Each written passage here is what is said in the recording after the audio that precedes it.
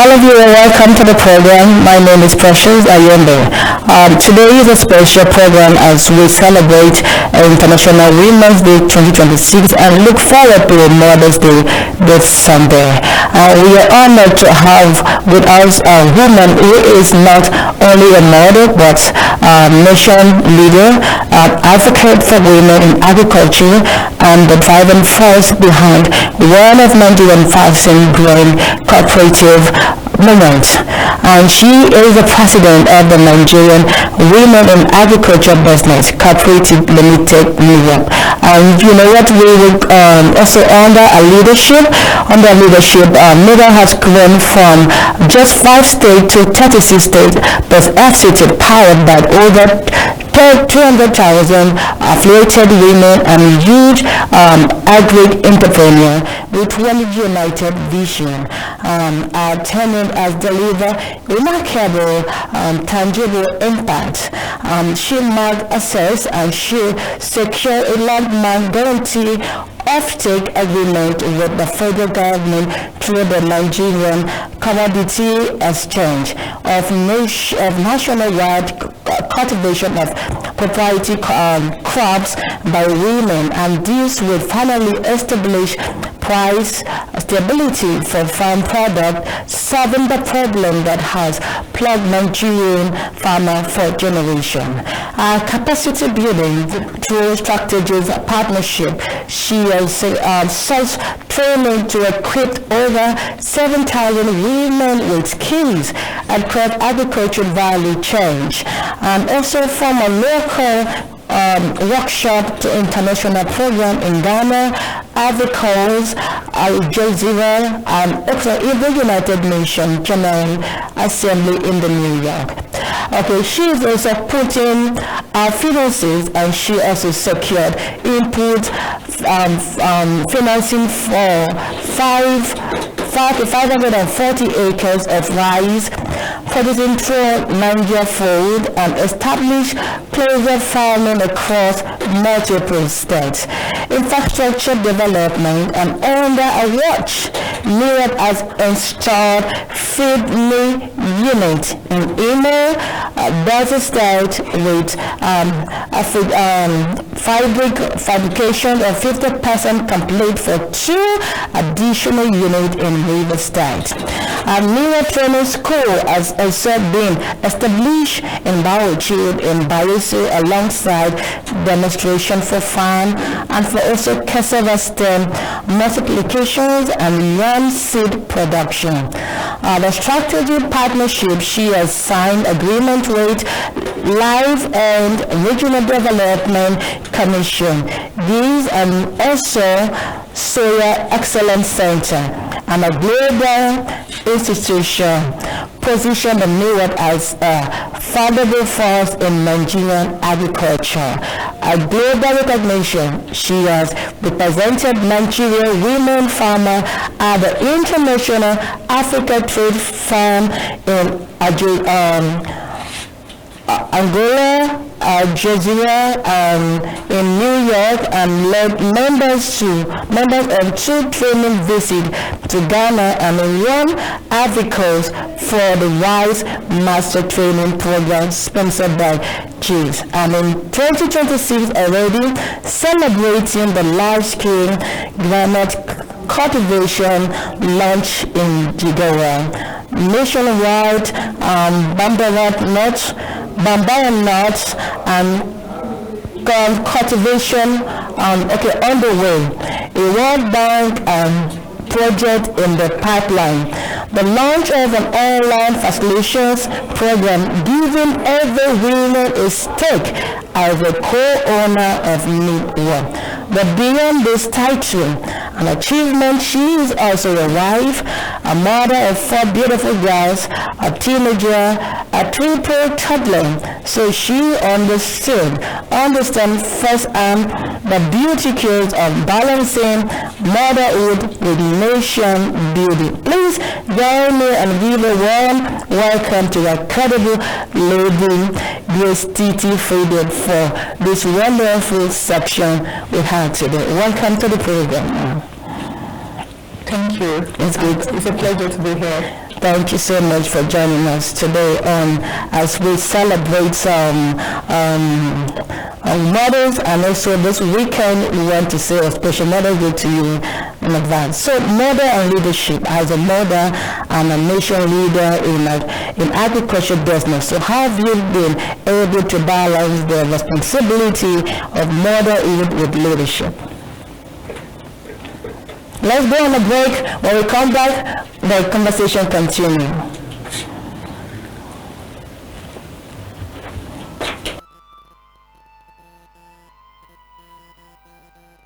We are a nation blessed with people of diverse cultures, religions, languages, and opinions. It is ironic that we are now being ripped apart by our greatest strength, our diversity. We have allowed intolerance, insensitivity, bigotry, and nepotism to blind our vision of the greatness we can achieve working together as one. We may not have the same culture, nor religion, nor language, but we all belong to the same nation by the divine will of God.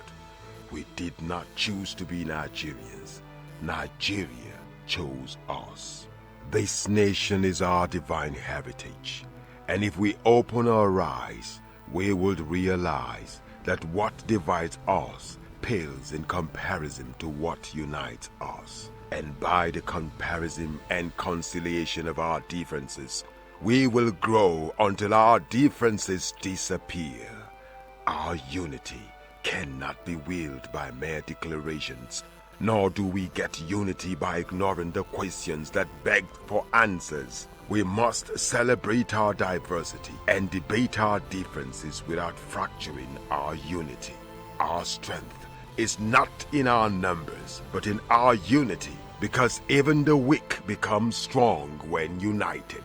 Nigeria unite. This message is brought to you by Abuja Broadcasting Corporation, owners and operators of Aso Radio 93.5 FM Abuja, Aso Television DSTV Channel 392, Star Times Terrestrial Channel 127, Free TV Channel 507, People's TV Channel 285, and UHF Channel 38.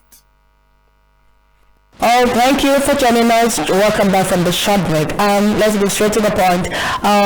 With this wonderful achievement from our guest, motherhood and leadership. As a mother and a national leader in agriculture business, so how have you been able to balance the responsibility of motherhood with leadership?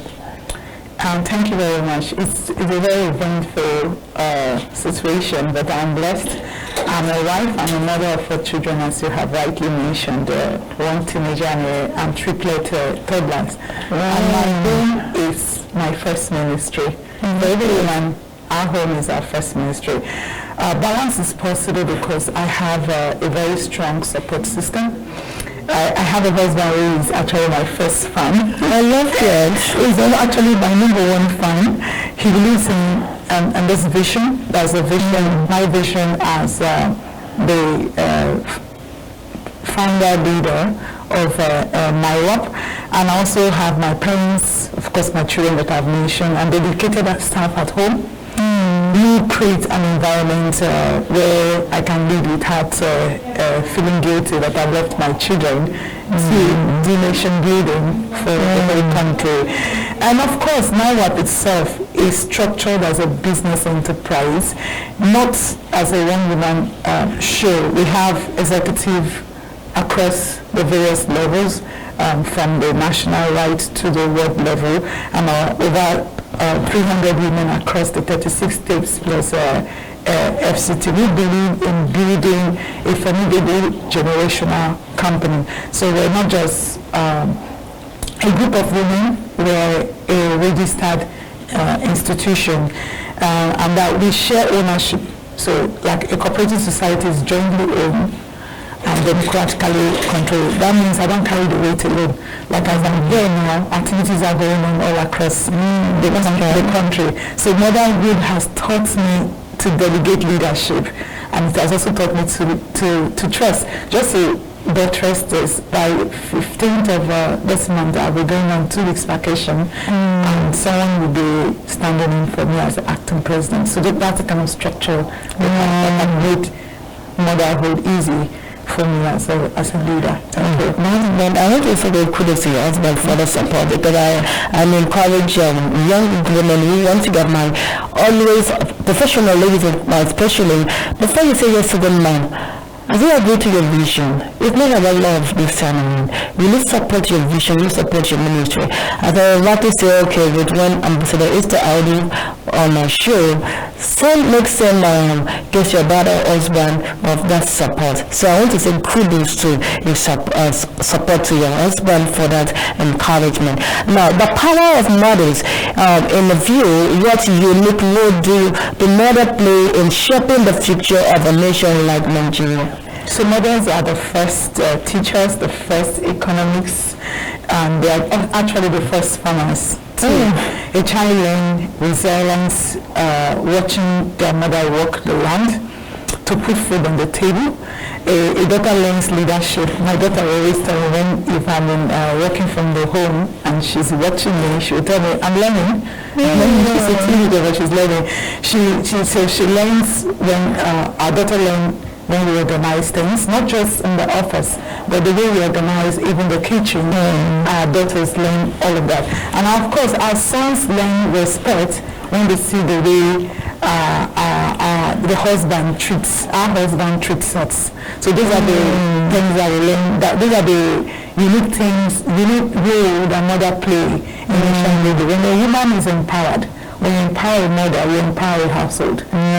You're getting it. That's why the developing country make it easier. They prioritize and make the woman the first thing before any other thing. When you educate a mother, you have actually educated a generation. Because the father goes to work, the mother is the one that carries out the assignment for that child. She's the one that helps the child to do the assignment, to teach them the basic of life and the morals of life. So we have seen women who, after receiving training, have, like for example, the women I traveled with to Ghana, because when they came back, I think the pictures, some pictures she was flipping for some of the things you've done.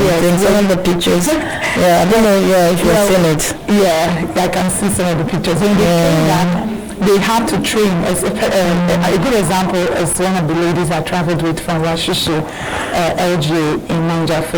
When I came back with her, she went back to her local government and she trained 250 women in the rice value chain. Exactly what she had learned in Ghana and Ivory Coast, and that's a lot of things that happen. So women are actually the fundamental actors in nation building right from the home. Lesson from motherhood. What are some of the most important life lessons motherhood has taught you that have also influenced your leadership style? So motherhood has taught me three things: patience, sacrifice, and hope. Patience is just like when I look at my children. Everybody wants my children to run when they have not even started crawling, but I'm patient with them, following their own timeline, and that has reflected in how we have built the organization from 5, when we were just 5 state APSs in 2003, and today we are 36 state APSs plus FCT as this chapter. So that is patience teaching me. Sacrifice, as mothers, we sacrifice. We don't count when we're doing what we're doing for our children. We spend endless nights doing the things, planning, waking up early, preparing the children's meal, getting them ready for school, dropping them off in school, coming back, we're already prepared for the afternoon. That has taught me how to give in sacrifice in NiWAB. NiWAB is what it is because every one of us there in NiWAB sacrificed for NiWAB. Without counting the cost, we built NiWAB from scratch to what it is now. Then hope. Have you noticed that a child goes to sleep, wake up the next morning having fun? They just don't remember the previous day, how they were scolded, how they were beaten up, or whatever they failed, they tried to walk the fall. No, they have hope that each day it's going to be better and better. And that is one of the things I've learned from motherhood. I have hope. I have hope in NiWAB. I have hope in the women. I have hope in the young women, the youths. I have hope that Our vision as a generational organization, a business enterprise that where we all own NiWAB, we get rematerialized, which we have seen in the feed mill that we have established and the cluster farming that we're doing. So those are the things that motherhood has taught me: patience, sacrifice, and hope. Thank you for that. So I ask you, mother in agriculture, okay, how can society better support these hard-working mothers?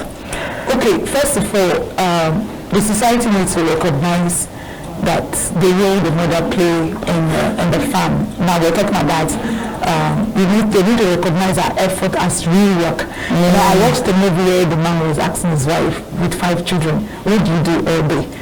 And then she had to ask him to swab rows. And then he gets sleepless. She does all day. He doesn't want to swab row. The woman farming to feed her family is an entrepreneur. She's not a housewife. She's an entrepreneur. The society needs to recognize her, that aspect. Business-wise, I'm saying this to all our off-takers.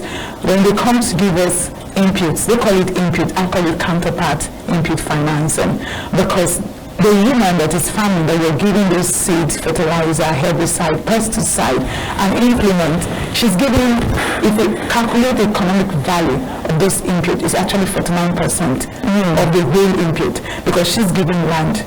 She has to lease land. She has to prepare the land as land preparation. She has to do the various input, the various labor, which is planting, land preparation, planting, application of fertilizer, application of herbicide, application of pesticide. She has to do harvesting, threshing, and bagging, and even the security aspect of it. So if you're looking at her, she's an entrepreneur. She's not just a laborer. So the society needs to recognize her. Secondly, I have to say this is basically to all the traditional rulers and to all our fathers. Our fathers are our support system.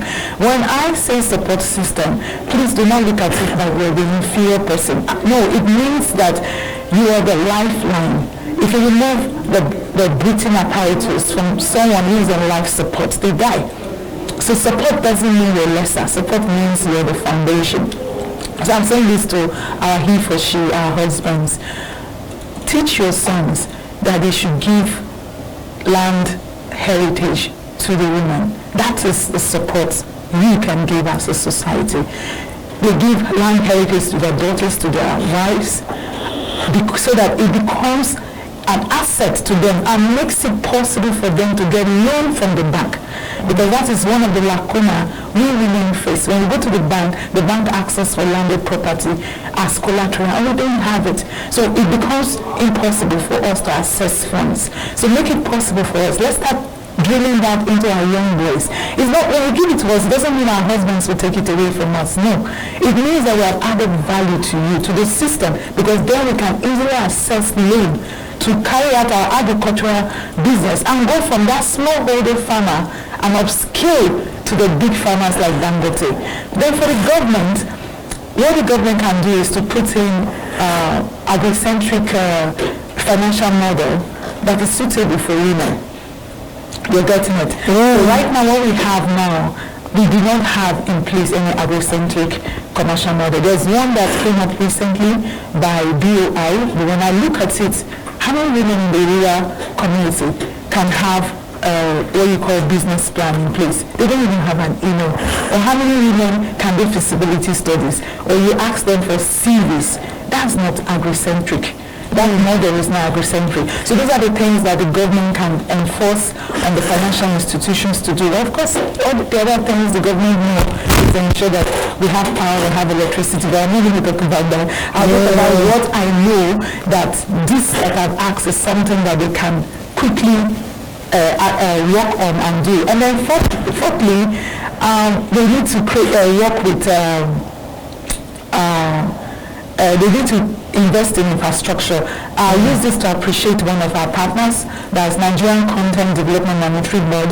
They sponsor the feed mill, one in Imo State, one in Delta State, Cocoa precisely, and 2 in River State. The ones in River State is in Okrika, Okochiri, and Anyebe. We encourage more development partners to do that. We all have a role. Nation building is not done by one person, or one organization, or one NGO. nation building is done by everyone. Right from the home, the way mothers are building, instilling in our children the right morals is going to go a long way in the next 5, 10, 15, 20 years time, and that's nation building at work. Yeah, that's good. Okay, now, moving the next generation, so what value most important for raising responsible purpose of children for such generation? Purpose, integrity, ownership. Okay, so the values I encourage every mother, because this International Women's Day. And the values, I'll talk about me because it's wrong for me to preach to someone. The values are purpose, integrity, allyship. I'm going to take that one by one. I teach my daughters that they can be, do, and handle anything. I teach them that they are the creator. They're the creator of their reality. Whatever they face daily, they are the one responsible for them. Whatever they experience is a mirror of what's the values they have placed, the purpose they have decided to achieve in this life. So I will also encourage all mothers. People look at, when you go to the mirror, you don't break the mirror when you look at your face. If you don't like your face, you change your face. If you're not smiling, the mirror will reflect to you exactly how your face is. Now, the mirror is the word. The mirror is everything we see. So what is happening around us is a reflection of the purpose that we have instilled in ourselves and our children. So the question is, what purpose are you instilling in your children? Because we see it in social media, everyone is crazy, they want to do some very things they can attract people to, but it looks stupid, it's not productive, and most people are on internet rather than being active in doing something that brings economic value to the nation. Another is integrity. I work with a lot of women, I work with a lot of youths, and I have had staff who tell me that if they see money on the road, they are going to go to church or the assembly to appreciate and give testimony like serious that God has blessed because that could be the school fees of another, and that person is there crying to the same God to help the money. So the society the society we see now, I talked about purpose, the next thing I'm talking about is integrity. The society we see now is a society where people frown at you when you're sincere, when you're transparent. I'm so transparent that they tell me it's not, you don't know it's done this way because they've known otherwise. So that tells you that the purpose which you young women, our parents have instilled in us is reflecting now that people no longer see integrity as anything of value. So it's something, it's very, very worrisome. Allyship, I talked about when I tell the men, he for she, that they are our support base. They frown at it. But we are one, just with female gender, you a male gender, but we're one special. If you cut open a man, is a blood you're going to see. You cut open a woman, is a blood you're going to see. So we shouldn't be looking at each other as different. We need support from you. We need support from us. Start instilling it in your sons to have respect for girls. We heard a story of someone going to beat up a girl because she made a TV interview or publication about how a school is. It tells us what was the value placed on that man by his mother. So those are the things we should teach. We mothers are responsible to make this nation, not the men, we, because as our husband leave the children to us. We don't have a sit-at-home dad. We have a sit-at-home mom.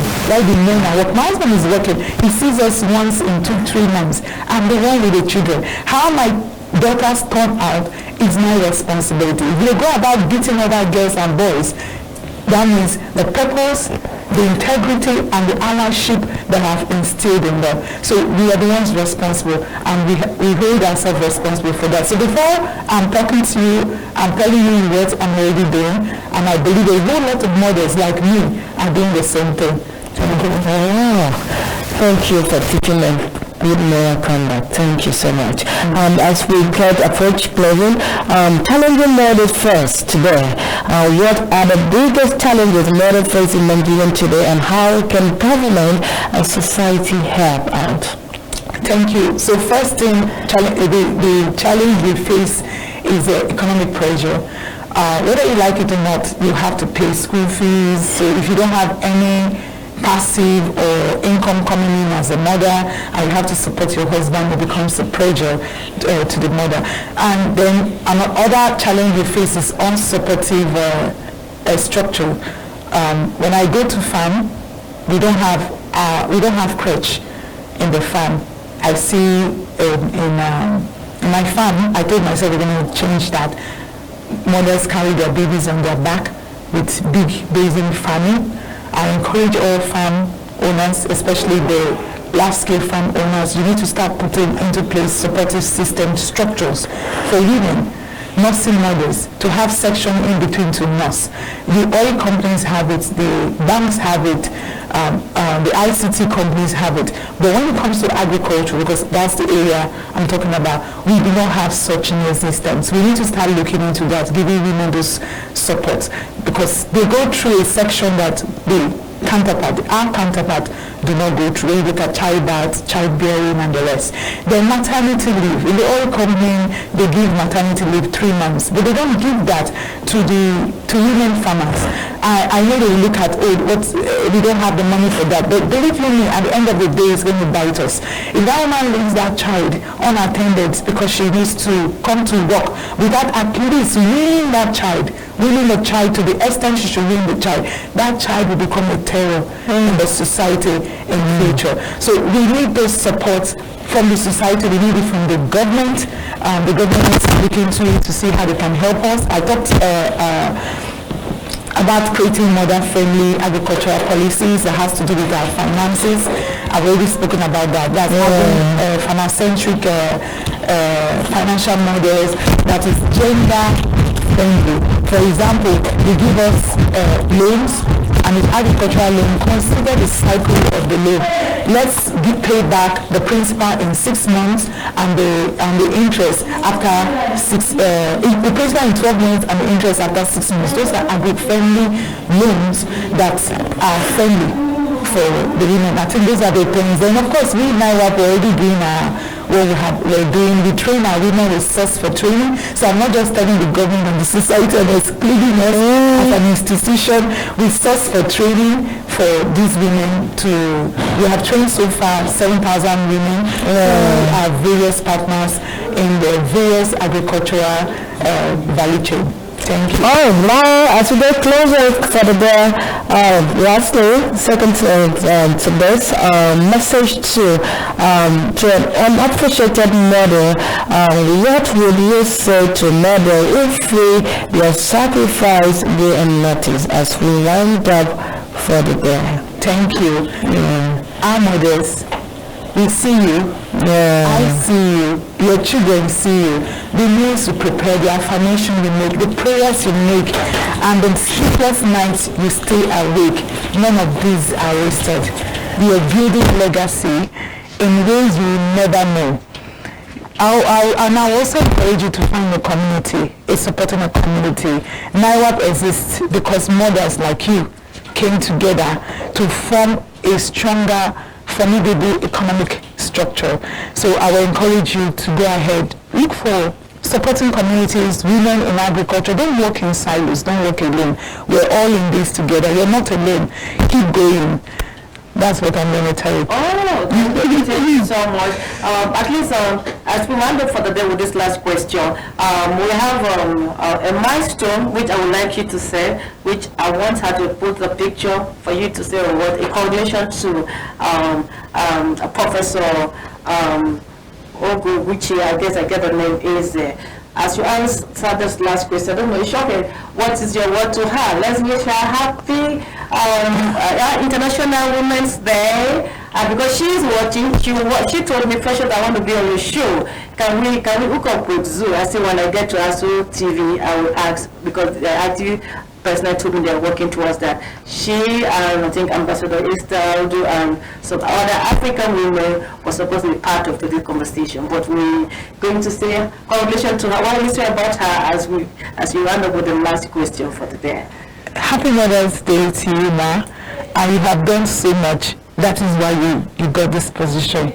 We mothers all over the world, Nigeria and all over the world, we look up to you. Thank you, Ma, for all the things you have done. Thank you. Congratulations to you, Ma. We celebrate you, Ma. God bless you, Ma.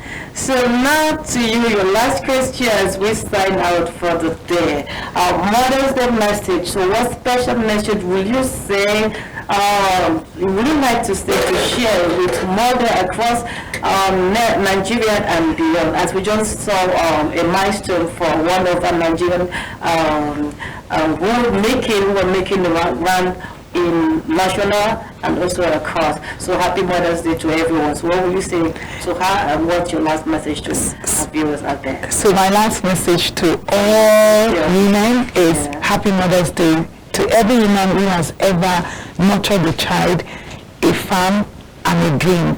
To every grandmother that is teaching her daughter how to plant, you are a treasure. To the young women, you are not left out, because you are the future. And you are the now and you're the future. Thank you for choosing agriculture as a career. You actually are the future to close the gap. Look at what we have achieved. Within 2-3 years, we have moved from 5 states to 36 states plus FCT. What does that tell you? There's growth no matter what. As far as there is life, there is growth. Thank you for all what you're doing. Happy Mother's Day to you all. Thank you to amazing, fantastic, beautiful, elegant guest, Lady Gracetiti. I want to thank you for your contribution. I want to thank you for your thoughts. I want to thank you so much for all you've said today. We will still have you again, and maybe that we're going to be global to have these international guests and other African women in one voice. Thank you so much for being part and sharing our thoughts with you. Our viewers out there, on behalf of them, want to say God bless you. Keep doing what you're doing. We'll celebrate you. Thank you, and happy Mother's Day in advance, which is on Sunday. God bless you, man. Thank you for having me. Thank you. Oh, viewer out there, thank you so much for being part of today's edition of the program, The Viewpoint, where we promote culture, principle, value. You heard what she said. She taught her children how to be disciplined. Whatever she is saying today, it is what she is practicing from home. And from her profile, she is a mother. So that should tell you, it's not done by one person. It has to come with one mind, one thought, one sincerity. She make a point that people say, they have not seen it in this answer, because it was strange to them for you to do good, for you to live godly principle, good conduct, and the rest. So they think it's all the way around. And but here, somebody advocating for moral conduct, good leadership, and principle, and good culture in our society. I want to leave this message for you. Keep doing good. If nobody's seeing you, God is seeing you. And you know, integrity pays, hard work pays. My name is Precious Anyebe. God bless you. As we bring interesting topic for you again next week. Throughout this week will be dedicated for mothers all over the world, Nigeria and abroad. You mother out there, you think nobody take note of you. We are here to celebrate you. Keep doing the good. And men, being a supporter of women, we celebrate the fathers, celebrate the men. We love you all. God bless you, and bye for now. This production is from Zoe Multimedia TV from Aso Radio Studio. God bless you. My name is Precious Anyebe. Bye for now.